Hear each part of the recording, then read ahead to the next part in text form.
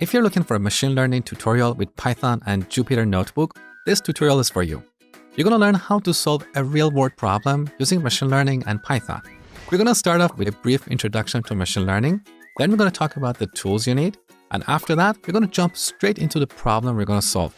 You will learn how to build a model that can learn and predict the kind of music people like.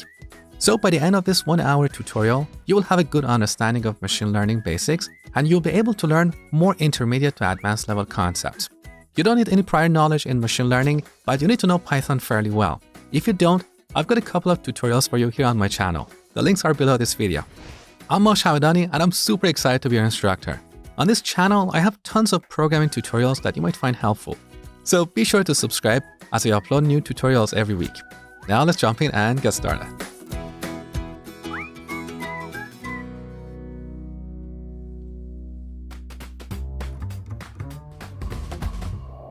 In this section, you're going to learn about machine learning, which is a subset of AI or artificial intelligence. It's one of the trending topics in the world these days, and it's going to have a lot of applications in the future. Here's an example. Imagine I ask you to write a program to scan an image and tell if it's a cat or a dog. If you want to build this program using traditional programming techniques, your program is going to get overly complex. You will have to come up with lots of rules to look for specific curves, edges, and colors in an image to tell if it's a cat or a dog. But if I give you a black and white photo, your rules may not work. They may break. Then you'll have to rewrite them. Or I may give you a picture of a cat or a dog from a different angle that you did not predict before. So solving this problem using traditional programming techniques is going to get overly complex or sometimes impossible. Now, to make the matter worse, what if in the future I ask you to extend this program such that it supports 3 kinds of animals: cats, dogs, and horses?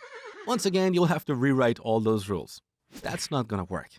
So machine learning is a technique to solve these kind of problems. And this is how it works. We build a model or an engine and give it lots and lots of data.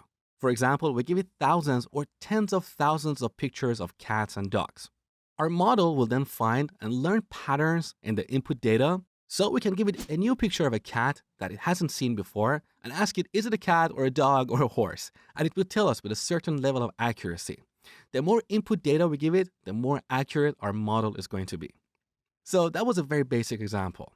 But machine learning has other applications in self-driving cars, robotics, language processing, vision processing, forecasting things like stock market trends and the weather, games, and so on.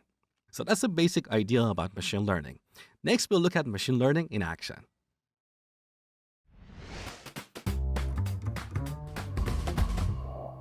A machine learning project involves a number of steps. The first step is to import our data, which often comes in the form of a CSV file. You might have a database with lots of data. We can simply export that data and store